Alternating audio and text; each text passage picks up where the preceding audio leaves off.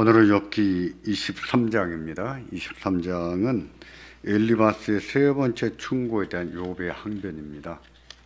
근데 조금 특별한 것은 그동안의 욥의 항변도 굉장히 드셌거든요.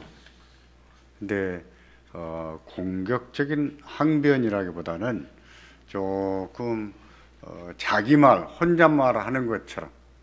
근데 실은 혼잣말이지만은 친구들한테 좀 체념한 듯이 하는 말처럼 느껴져요. 먼저 우리가 욥기 세 번째 엘리바스 세 번째 충고에 대한 욥의 항변을 보기 전에 한 가지 생각해 보고 싶어요. 욥기를 보면 욥을 가리켜서 온전하고 정직하여 하나님을 경외하면서 악을 떠난 자라고 했습니다. 그런 말이 몇 번 나옵니까? 세 번 나오지요. 세 번 중에 두 번은 하나님이 하신 말씀이에요. 하나님이 사탄에게 말씀을 하십니다. 그와 같이 욥과 같이 온전하고 정직하여 하나님을 경외하며 악에서 떠난 자가 세상에 없다 이러셨어요. 누구한테 한 말이라고요? 하나님이 누구한테 하신 말씀이에요? 사탄에게. 그게 누구한테 하신 말씀이냐가 중요한 거예요. 그것도 사탄은 대답하기를 그 말을 듣고서 욥이 어찌 까닭없이 하나님을 경외하겠습니까? 라고 대답했습니다. 어찌 욥이 까닭없이 하나님을 경외하겠습니까? 하나님이 그의 손으로 하는 바에 복을 주셔서 그의 소유가 땅에 넘치도록 했기 때문에 하나님을 경외하지, 그러지 않았더라면 욥도 하나님을 경외하지 않았을 것입니다 하고 말합니다. 누구의 말이에요? 사탄의 말입니다. 자, 그러면서 1장 11절에 보시면 사탄이 하나님께 제안합니다. 11절이 첫 번째 제안이에요. 첫 번째 제안을 당하기 전입니다. 이제 주의 손을 펴서 그의 모든 소유물을 치소서. 그리하시면 틀림없이 주를 향하여 욕하지 않겠나이까 그랬어요. 하나님이 하나님의 손을 펴서 욥의 소유물을 전부 한번 쳐보십시오. 그러면 틀림없이 하나님을 향하여 욕을 할 것입니다. 욕을 했습니까? 안 했습니까? 안 했어요. 그 다음에 이제 두 번째 재앙입니다. 두 번째 재앙을 당하기 전에 너가 내 종 욥을 돌아보았느냐? 욥과 같이 순전하고 정직한 사람이 세상에 없다. 이 말씀 또 하신 거예요. 그때 사탄이 두 번째 제안합니다. 그 두 번째 제안은 뭐냐면 이제 주의 손을 펴서 그의 뼈와 살을 치소서. 그리하시면 틀림없이 주를 향하여 욕하지 않겠나이까? 이랬다고요. 뭘 치라고요? 뼈와 살을 쳐보십시오. 첫 번째 재앙을 당할 때는 뭘 차라고 했어요? 소유물을. 두 번째 재앙을 당할 때는 살과 뼈를 쳐보십시오. 왜 사탄이 그렇게 생각했을까요?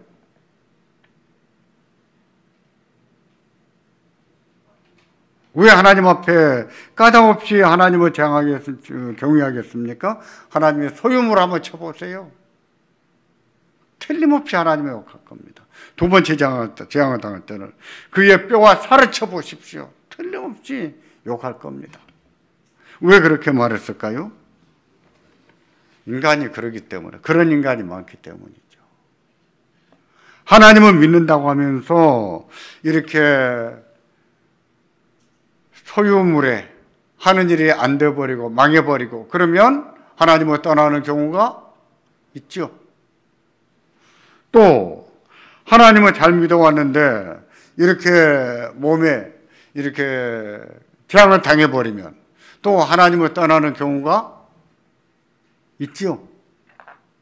있어요. 사탄은 확신했습니다. 틀림없이 하나님에 대하여 욕할 겁니다. 그것은요, 그런 사람이 많이 있기 때문이지요. 실제로 그런 사람 많아요. 하나님이 재물에 복을 주시면 믿음 생활 잘 하다가도, 또 하나님이 재물을 또 거두시면 또 하나님을 원망하고 하나님을 떠나가고 많이 있어요. 좀 평안하고 건강할 때는 하나님을 잘 믿는 것처럼 하다가 원치 않은 병이나 딱 걸리면 하나님을 원망하고 하나님을 떠나가고 그런 일들이 있죠. 그러면 그런 사람의 믿음은 어떤 믿음일까요?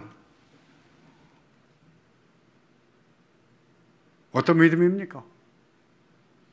복을 주시면 하나님을 믿고 복을 안 주시면 하나님을 떠나고. 기복신앙이죠. 이런 기복신앙이에요. 하나님을 만왕의 왕, 만주의 주로 경외하는 것이 아니라 그냥 바알이나 아세라 정도로 생각하는 거예요.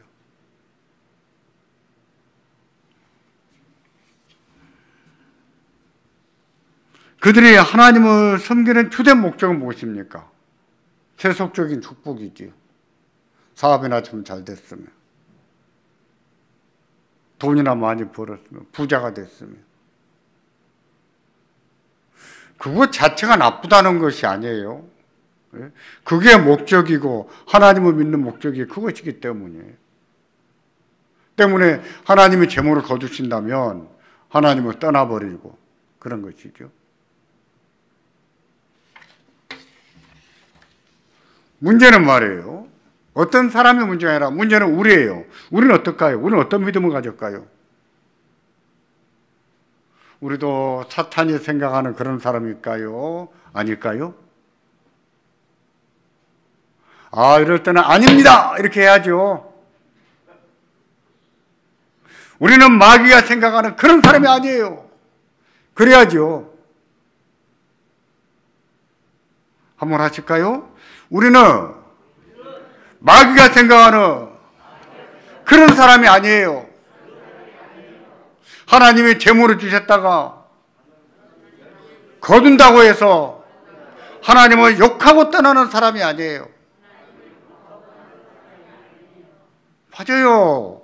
그게 욥기가 가르치는 믿음이에요. 여러분 그렇게 생각하면 하나님이 재물을 한번 거둬보실까요? 한번 시험을 더 주실까요? 그래 한번 해보자 이러실까요? 너무 우리는 하나님을 생각하지 미신적으로 생각해. 우리 하나님은요 인격적인 하나님이세요. 지난 주간에 총회 임원 수련회를 다녀왔습니다.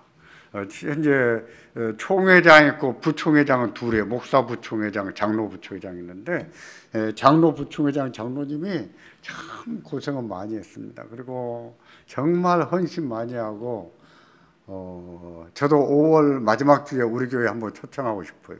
그분 간증 한번 우리 교회에서 간증 한번 오후 예배 때 한번 초청하고 싶습니다.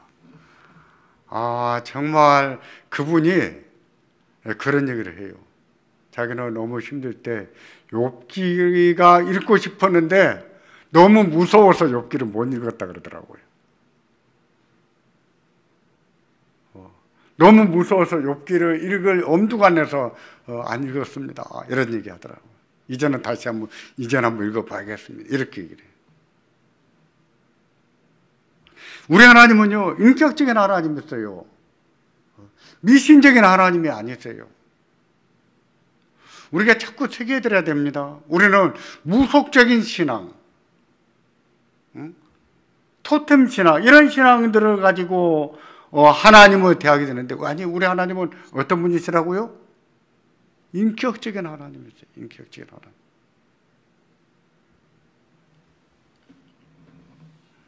우리가 하나님을 믿는 것은 하나님이 재물의 복을 주셨기 때문이 아니고 재물의 복 좀 얻어보려고 하나님을 믿는 것도 아니죠. 우리가 왜 믿습니까? 왜 믿습니까? 죄 사함 받고 구원받고 그리고 이 세상에 사는 동안 하나님의 백성답게 살아보기 위해서 믿는 거 아니에요? 하나님은 그런 뜻으로 우리를 믿게 하셨다고요. 그럼 우리가 그런 믿음을 가져야죠.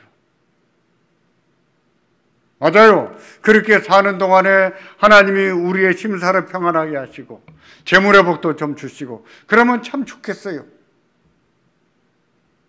그걸 위해서는요, 우리는 기도도 해야 되겠지만 기도보다 더 열심히 해야 될 것이 뭘까요? 우리의 삶을 성실하게 잘 사는 거예요. 그건 일반은총이에요. 그 예수 믿지 않아도 주는 복이에요. 그럼 우리가 예수를 믿는 자로서 그런 삶을 버리고 살 수 있는 거예요? 성실하게 살지 않으면서 기도만 하면 되는 거예요? 열심히 살지 않으면서 기도만 하면 됩니까? 아니에요. 우리가 특별은총을 받은 사람이긴 해도 아무리 특별은총을 10번, 1000번을 받는다고 해도 우리는 일반은총을 떠나서 살 수가 없는 사람이에요. 지구를 떠나 살 수가 없어요. 그러니까 우리는 일상의 삶을 성실하게 잘 살아야 돼요. 그걸 가르치는 성경이 뭐예요? 잠언이지요. 잠언. 잠언은 그래서 주제가 의롭게 살아라. 그리고 잘 살아라. 이게 주제라 그랬었죠.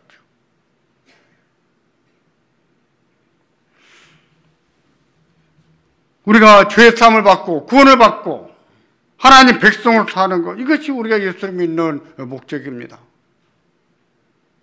하나님이 그런 목적으로 믿게 하셨어요. 그렇게 사는 동안에 하나님이 우리 심사도 평안하게 하시고 또 경제적으로도 참 풍요롭게 하시고 그러면 참 좋겠습니다. 그런데 그렇게 될지 그렇게 되지 않을지 우리가 알 수 있습니까? 알 수 있을까요? 몰라요. 그것은 알 수가 없는 문제예요. 다만 하나님의 모든 것을 때를 따라 아름답게 하셨기 때문에 우리는 우리의 삶을 어떻게 살아야 됩니까? 하나님을 경외하는 믿음으로 열심히 살아야 돼요. 정직하게 살고 의롭게 살고 지혜롭게 살고. 중요한 사실은 까닭 없이 우리가 하나님을 믿겠습니까? 누구 말이에요? 사탄의 말이지요. 예, 그래서는 안 된다는 것이죠. 욥처럼 하나님이 어떤 시대를 만나버리면, 다시 말해서 박해가 와버리고 전쟁이 나버리면 우리가 무슨 풍요를 누리겠습니까? 무슨 따뜻한 안방에 살겠습니까? 우크라이나 보세요. 그럴 수가 없어요. 중요한 사실은요, 우리는 알 수 없는 세상을 살지만 그러나 그런 세상 가운데서도 하나님이 우리와 함께 하신다는 사실입니다. 붙들고 있다는 거예요. 욥도 그랬잖아요. 자기는 죽을 것만 같았어요. 하나님 이대로 두면 저는 면단을 못해서 죽을 겁니다. 내가 죽고 나면 어떻게 하나님 앞에 감사하겠습니까? 어떻게 찬양하겠습니까? 그러니 어떻게 해주세요? 살려주세요. 기도하잖아요. 알았어요.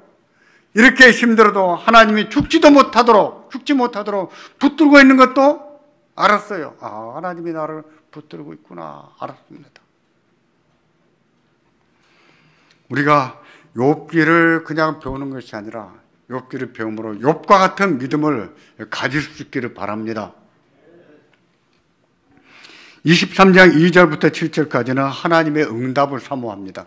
유임을 못 받으신 분 계세요? 못 받으신 분 다 받으셨나요? 안내석에 여기 못 받으신 분 좀 챙겨드리면 좋겠어요. 손 들어보십시오. 예, 두 분.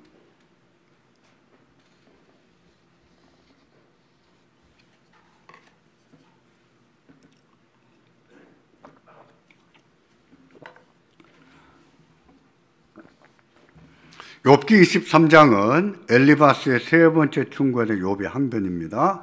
항변이라 하여 엘리바스의 말에 공격적으로 항변하지 않습니다. 하나님을 향한 자신의 탄식을 하는 의미, 탄식의 의미를 말하고 있는데 23장 2절 보시면 자신의 탄식이 지나친 것이 아니라고 말합니다. 이 말은 친구들한테 항변하는 것인데 오늘도 내가 반항하는 마음과 근심이 있나니 내가 받는 재앙이 탄식보다 무거움이라. 그러니까 내가 지금 탄식을 해서 너희들은 듣기 싫어하지만 내가 하는 탄식이 내가 받은 재앙에 비하면 지나치는 게 아니다. 그 말이에요. 욥은 반항하는 마음으로 탄식한다고 했는데 그것은 왜 의롭게 살아도 재앙을 당해야 되는지 그 이유를 모르겠다는 뜻이에요. 욥이 줄곧 의문을 제기하는 것이 무엇이었습니까? 왜 정직하게 믿음으로 살아도 재앙을 당해야 됩니까? 이거였어요.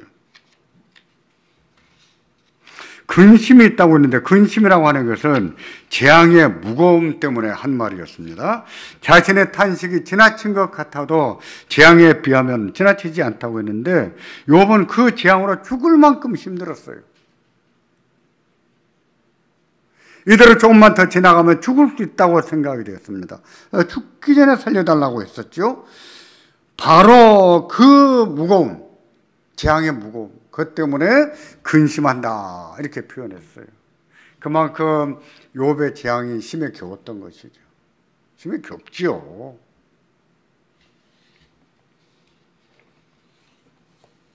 그러면서 3절부터 5절을 보면 자기는 하나님의 대답을 기다린다고 합니다. 3절부터 5절 같이 보겠습니다. 내가 어찌하며 하나님을 발견하고 그의 처소에 나아가랴.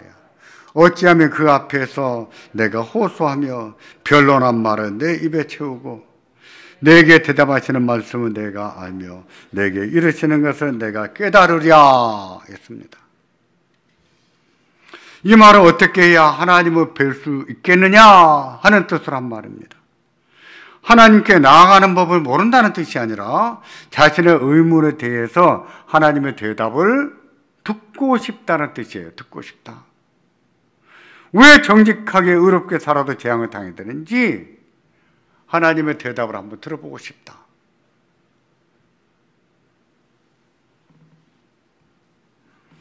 그렇게 의문을 제기하고 반항하듯이 여쭈는 것은 불신앙일까요? 하나님이 진노하실까요? 우리는 그렇게 생각할지 모르겠습니다. 이렇게 말하면, 이렇게 탄식하면 그 신앙이 없는 것이고 하나님이 진노하실 것만 같은 생각이 들지는 모르겠어요. 그러나 욥은 그렇게 생각하지 않았습니다. 오히려 자기의 이 탄식을 하나님이 듣고 계신다고 믿었어요. 그래서 6절, 7절 이렇게 말합니다. 같이 보겠습니다. 그가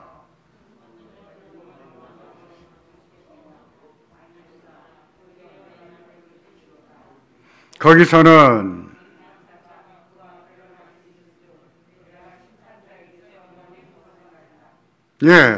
그가 큰 권능을 가지고 나와 더불어 다투시겠느냐? 뭐가 떴다고요? 내가 탄식했다고 하나님이 큰 권능 가지고 나와 싸우시겠느냐? 아니로소이다. 아니라 도리어 내 말을 어떻게 하실 거라고요? 주신다. 자기의 탄식을 하나님이 들으신다 그랬어요.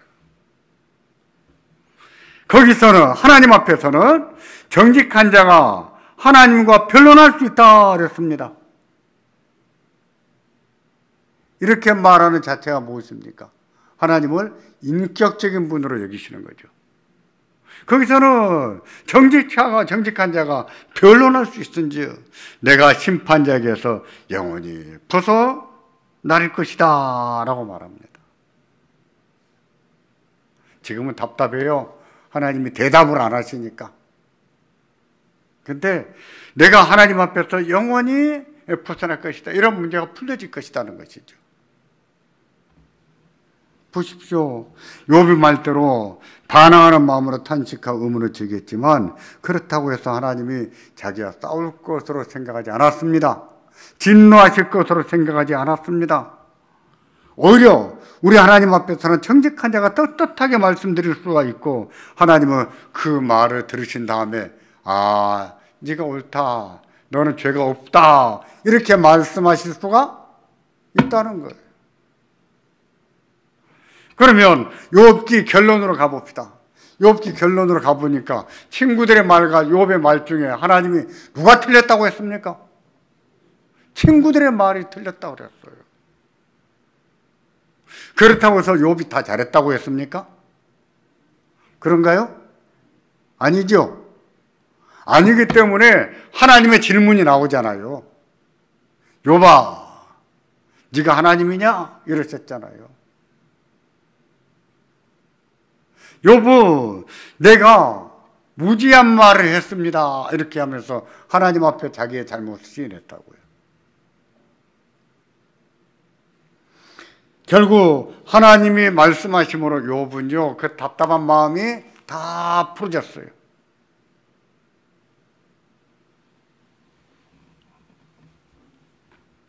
생각해 보십시오.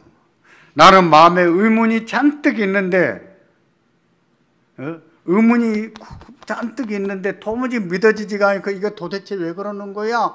하면서 너 하나님 믿니? 예, 저는 믿어요. 진짜 믿는 것일까요? 그럴까요? 어떻게 마음에 의문이 가득한데 그 의문을 품은 채로 믿는다? 그 말이 진짜 믿는 말일 수가 있겠어요? 아니죠. 마음에 의문이 있다고 하는 것은 지금 참 지식이, 올바른 지식이 충분하지 않다는 뜻입니다. 그 말은 뭐예요? 마음에 의문이 가득하다는 얘기는 믿음이 없다는 뜻이지요. 믿음이 아니에요. 그러니까 의문을 꾹꾹꾹 눌러놓고 믿는다고 말하는 것은 믿음이 아니죠. 자기 의문이 있으면 의문은 어떻게 해야 됩니까? 풀어내야 돼요. 그렇게 풀어내게 하는 것이 뭐예요? 성경이죠. 그렇게 풀어졌을 때에 마음에 확고해지죠. 믿음이 확고해집니다. 하나님 앞에 의문을 품고 탄식했다고 해서 그 죄가 아닙니다. 하나님 앞에서 이처럼 자기 의문이 있다고 나는 이거 이해가 안 됩니다. 하나님, 이것 좀 가르쳐 주세요. 이것 좀 깨닫게 해주세요. 그건 잘못한 것이 아니에요. 우리 하나님은 인격적인 하나님이십니다. 때문에 우리는 의문이 생겼을 때 의문을 제기해야 돼요. 힘들 때는 하나님 저 힘들어요. 얼마나 힘든지 아세요? 한 모금만 삼키고 나면 제 목숨이 끊어질 것만 같습니다. 그렇게 힘들어요. 그렇게 말해도 될까요? 안 될까요? 됩니까? 안 됩니까? 되지요. 욥이 그렇게 말했잖아요. 괜찮아요. 하나님 앞에서 좀 더 솔직하게 자기의 감정을 드러내요. 사람 앞에서 감정을 솔직하게 드러냈다가 때로는 바보가 될 수 있습니다. 근데 하나님 앞에서는 아니에요. 그리고 참 지식을 얻어야 돼요. 하나님은 욥의 말대로 그의 말을 다 들으십니다. 들으시고 때가 되면 깨닫게 하세요.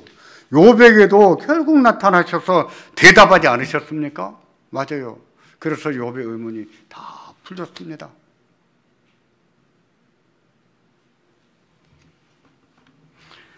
일반적으로요, 우리는 하나님을 생각할 때 너무나 작은 하나님으로 생각하는 경향이 있습니다. 저는 이런 것도 좀 미신적이다 생각하는 경향이 있어요. 말은 그렇게 하지 않는데 하나님을 생각하는 마음을 보면 그래요. 하나님을 조금 미신적으로 여기거나 아니면 하나님을 좀 쪼잔한 분 정도로 취급하는 경향이 있어요. 우리 하나님은요, 그런 분이 아니에요. 우리가 생각할 수 없을 만큼 크신 하나님이세요. 정말 크신 하나님이세요. 내가 이해가 안 된다고 해서 이해할 수 없는 하나님이 아니세요. 정말 크신 하나님이십니다. 우리가 힘들 때는 죽을 것만 같으지요. 못할 것만 같으지요. 아니요. 하나님은요, 크신 하나님이죠. 그런 나를 보고 계세요.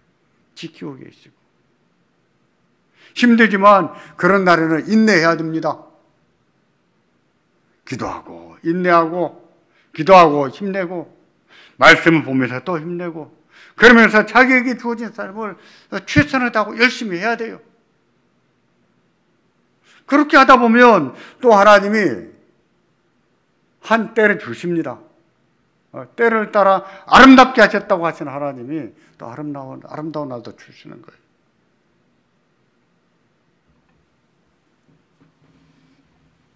우리 하나님은 죄인의 죄에 대해서 오래 참으시는 하나님이십니다. 보응의 원리를 생각하면 즉각 심판하고 죄를 지을 때마다 심판해야 되지만 정말 많이 봐주시고 많이 기다려주시는 하나님이세요. 그런데 우리는 그 생각을 잘 못하는 것 같아요.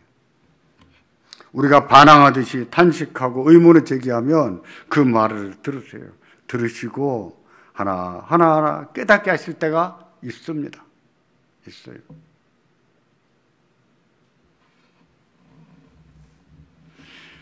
(8절부터) (12절까지는) 욥이 하나님을 도무지 만날 수가 없다 하고 말하는데, 만날 수 없어서 만날 수 없다고 말한 것이 아니라 하나님의 침묵을 말합니다. 하나님이 다 대답이 없다 하고 말하는 거예요. 하나님의 대답을 듣고 싶었던 욥은 아무리 하나님을 찾아도 만날 수 없다고 합니다. 그것은 대답을 들을 수 없다는 뜻이라고 했어요. 왜냐하면 욥은 죽을 만큼 힘들었지만 그런 순간에도 하나님이 자기를 붙들고 계시는 것을 알았다고 했습니까? 몰랐다고 했습니까? 알았다고 했습니다. 알았어요. 욥은 힘들었지만 하나님이 자기를 붙들고 계신 걸 알았거든요. 그것은 이미 하나님을 만난 것이지요. 이미 하나님을 찾은 거예요. 만난 거예요. 그럼에도 하나님은 만날 수 없다고 한 말은 자기의 의문에 대해서 하나님의 대답을 들을 수 없다는 뜻으로 한 말입니다. 하나님의 침묵. 그래서 8절에 보면 8, 9절에 이렇게 말합니다. 같이 보겠습니다. 그런데 내가 앞으로 가도 거기 아니 계시고 뒤로 가도 보이지 아니하며 그가 왼쪽에서 일하시나 만날 수가 없고 그가 오른쪽으로 돌아가시나 배울 수가 없구나. 이미 앞에서 얘기했지만 하나님이 자기를 붙들고 있다 그랬어요. 근데 이렇게 말한 이유는 또 뭐예요? 안 붙들고 있다는 뜻입니까? 아니라니까요. 자기가 탄식을 통해서 아무리 여쭤도 하나님이 대답을 안 하신다는 뜻이에요. 하나님의 침묵. 하지만 하나님은 자기를 알고 계신다고 했습니다. 알 수 없는데 왜 그런지 모르겠지만 하나님은 대답하지 않으시고 자기를 지켜보고 있다는 거예요.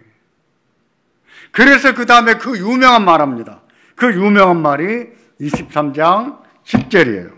다 같이 보겠습니다. 그러나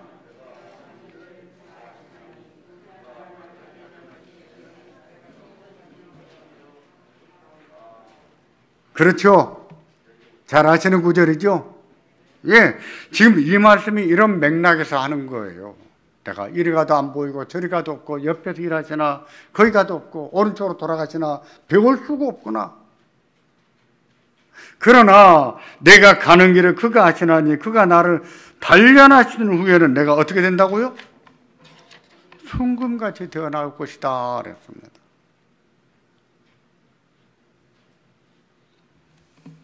이 말은 욥기를 인용할 때 가장 많이 인용하는 몇몇 구절 가운데 하나입니다. 특히 고난받는 성도들을 위로할 때 이 말은 많이 인용해요. 하나님이 다 알고 있습니다. 정금같이 나올 것입니다. 여러분 이런 말도요 자주 써먹으면 안 돼. 자주 인용하면 안 돼요. 그러면요 듣기 싫어합니다. 그러니까 한 번만 하는 게 좋을 것 같아요. 왜냐하면 너무 정답을 말해줘도요 듣기 싫어요. 예를 들면 이렇습니다. 제가 제 동기생들보다 한 6살, 5살 많거든요. 일반적인 나이보다도. 그러다 보니까 제가 항상 자기들보다 매를 먼저 맞지요. 압류를 먼저 겪지요.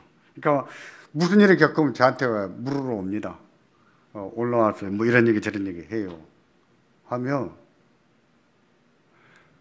제가 해주는 말을 자기 다 아는 얘기예요. 자기들 다 했던 말이에요. 근데 거기다 대고 제가 정답 말하면 되겠습니까? 지금 몰라서 하는 말이 아니라 저한테 와서 힘들다고 그냥 푸념하는 거예요. 정답 모르는 거 아니에요. 다 알아요. 근데 거기다 대고 제가 정답을 말해버리면 재미가 없지요. 그러니까 정답은 말 안 합니다. 나중에 말한다면 이렇게 말하죠. 그 일의 정답은 니도 알고 나도 아는데 우리가 몰라서 못 살겠느냐. 알아도 못 살지. 그러니까 정답이라고 해서 항상 좋은 건 아니에요. 그냥 정답을 알지만 그냥 참아줘야 될 때도 있습니다.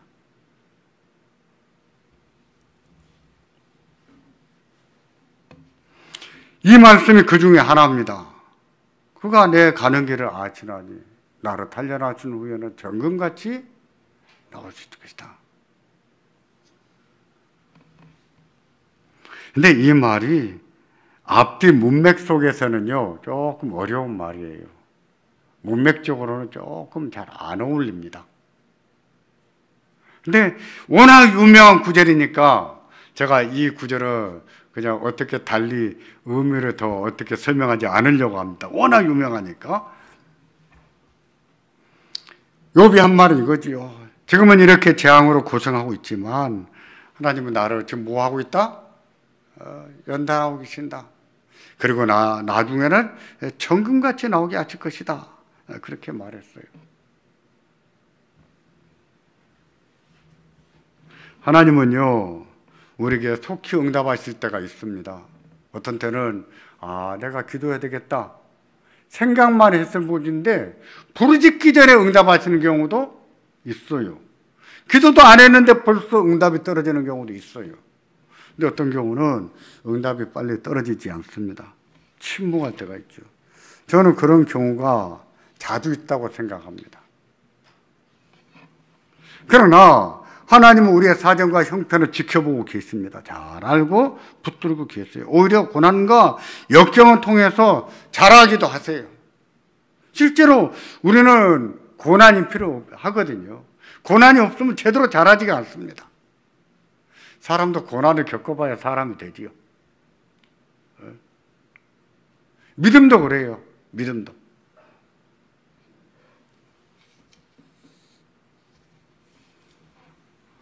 우리가 지난날을 믿음으로 살았다면요, 우리는 오늘 어떻게 살아야 되는가? 지난날을 생각하면서 인내할 줄 알아야 됩니다. 성도의 견인도 인내예요, 인내. 그 책임은 누구한테 있습니까? 우리한테 있어요. 하나님이 주시는 힘 가지고 인내하고 견디고 해야 되는 거예요. 11절과 12절이 그런 뜻으로 한 말인데요. 11절, 12절 같이 보겠습니다. 내 발이 그의 걸음을 바로 따랐으며 내가 그의 길을 지켜 치우치지 아니하였고 내가 그의 입술의 명령 어기지 아니하고 정한 음식보다 그 입의 말씀을 귀히 여겼도다. 언제요? 지난날에, 옛날에 그 말입니다. 지난날은 믿음으로 하나님 말씀에 순종하며 살아왔다고 했습니다.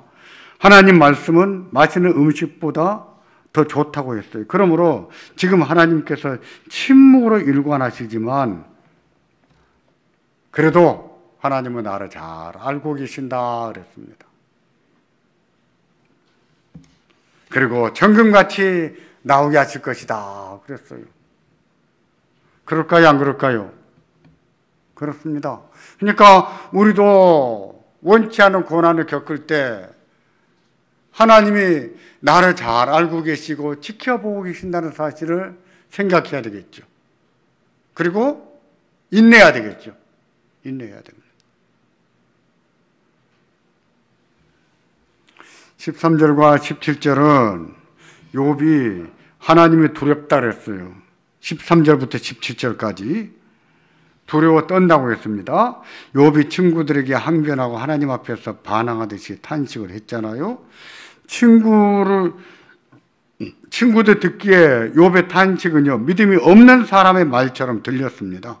그러나 욥은 하나님을 불신하지 않았다는 것을 우리가 쭉 살펴왔잖아요. 맞아요. 욥은 탄식했다고 해서 하나님을 불신하지는 않았습니다. 하나님의 주권을 인정했고 두려운 마음이 있었어요.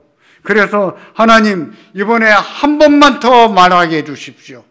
하나님 화내지 마시고 진노하지 마시고 이번 한 번만 더 말씀을 드리게 해주세요. 이렇게까지 요청하잖아요. 볼까요? 13절과 14절 먼저 보겠습니다.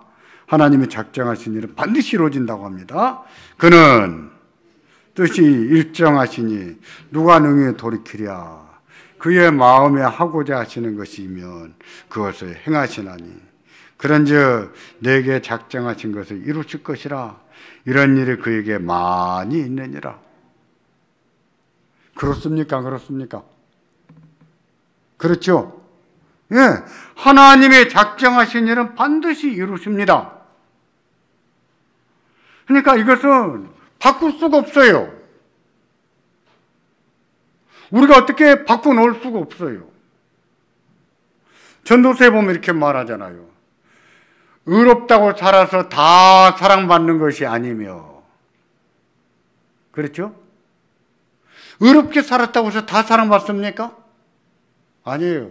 어떤 의인은 정직하게 살았기 때문에 미움도 받아요. 그래서 우리가 정직하게 의롭게 살아서 사랑을 받을지 미움을 받을지 알 수 있습니까? 모릅니까? 알 수 없다 그랬어요. 진짜 그럴까요? 안 그럴까요? 그렇습니까? 안 그렇습니까? 진짜 그래요. 그 말이 뭘까요? 그러니까 정직하게 살 필요가 없다, 그 뜻일까요? 아니에요. 이 말은 뭐예요? 이 말은 내가 오늘 정직하게 의롭게 살았다고 해서 내일을 보장받는 것은 아니란 거예요. 내가 미래를 선택하고 결정지을 수 없다는 거예요. 이것이 우리의 관념을 깨뜨리는 얘기입니다. 우리는 기도했으니까 잘 됐을 거야. 너는 정직하게 살았으니까 잘 될 거야. 그렇게 생각했잖아요. 근데 살아보세요. 그런가 안 그런가? 그렇습니까? 안 그렇습니까? 안 그렇다고요. 이처럼 전도서는 우리의 이런 관념마저 깨뜨리면서 우리가 미래를 결정짓거나 선택할 수 없다고 말해요. 그래서 의롭게 살아서 사랑을 받는다면 그것은 누구 손에서 나오는 것이라고요? 누구 손이에요? 하나님 손에서 나오는 것이라 그랬잖아요. 그 말은 무엇입니까? 우리가 정직하게 의롭게 살아야 돼요. 반드시 그래야 돼요. 그래야 되는데 그렇게 살아서 사랑을 받으려면은 그 일에도 하나님의 은혜가 필요하다는 겁니다. 다시 말해서 정직하게 의롭게 살았으니까 반드시 잘 때 기계적으로 생각하지 말고 철저하게 보응에 따라 생각하지 말라는 거예요. 근데 그 말이 맞습니다. 그 말이 맞아요. 우리는 정직하게 의롭게 살았다고 해서 미래를 선택하고 결정지을 수가 없어요. 살면서 정직하게 의롭게 살아야 되는데 그렇게 살아서 사랑을 받는다면 이게 다 무엇인 줄을 알라고요? 하나님의 은혜입니다. 하나님 은혜인 줄 알라는 거예요. 저는 그래서 참 전도서가 심오하다고 생각합니다.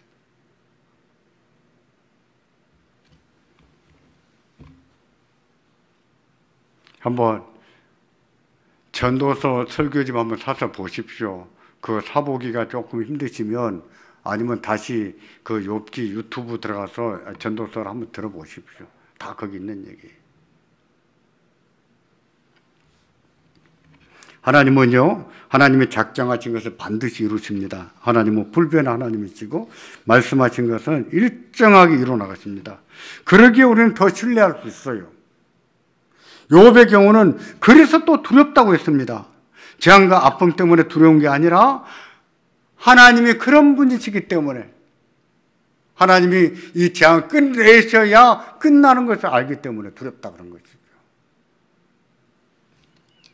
15절부터 17절까지 볼까요? 그러므로 내가 그 앞에서 떨며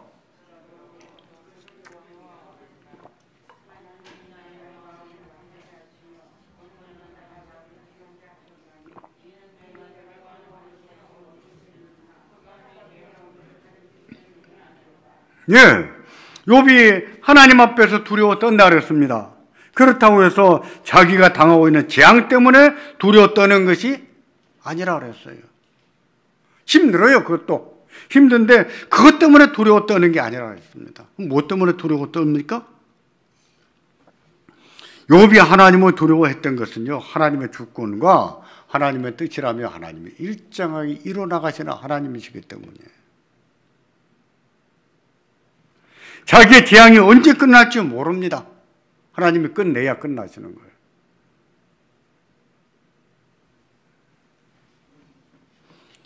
그러는 동안에 자기는 약해질 것이고 용기는 점점 없어질 것이고 믿음이 점점 약해져 가는 그것이 두려운 것이죠.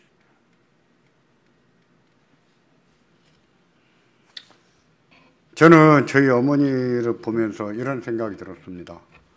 올해가 이제 96이고 벌써 누워 계신 지가 5년 됐고 욕창도 너무 심하세요. 욕창 때문에 열이 끊이지가 않습니다.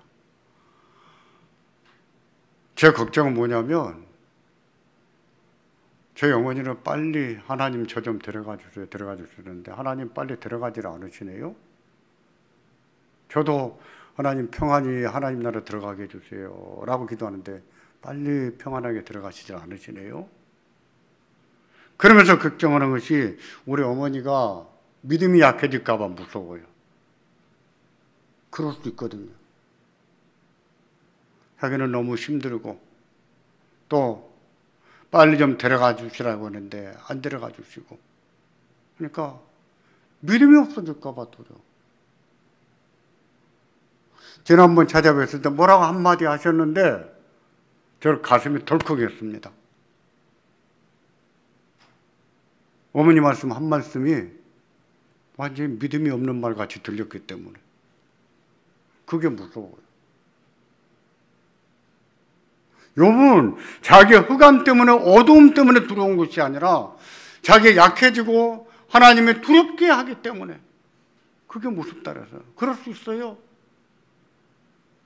그런 재앙이 그려져 버리면 믿음이 없는 사람처럼 돼버릴 수가 있어요. 하나님 약하게 만드시고 용기도 없게 만드시고 믿음도 없는 사람처럼 되고 그게 두려운 거예요.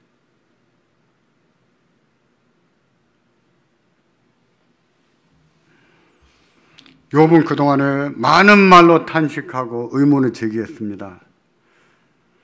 그러는 동안에도 두려운 마음이 없었던 것은 아니었습니다. 하나님께서 자기를 약하게 하시고 두려운 마음을 주셨기 때문에 두렵다라고 했어요. 이런 마음이 우리 현실이에요. 실제로 그렇습니다.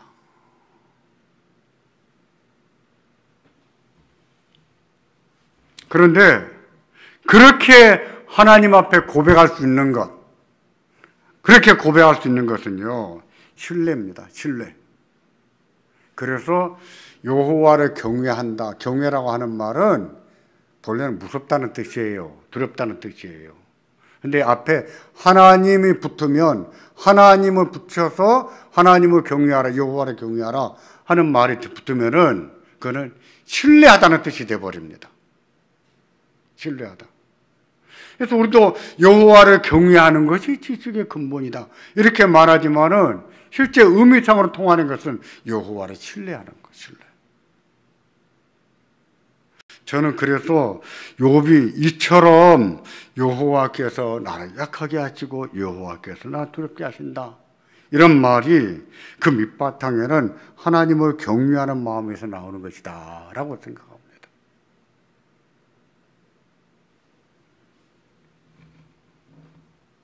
우리가 하나님을 경외한다면 먼저는 하나님 무서운 줄 알아야 됩니다. 먼저는. 그리고 하나님에 대한 신뢰를 가져야 돼요. 신뢰. 그게 믿음입니다. 우리에게 이런 믿음이 생겨나고 또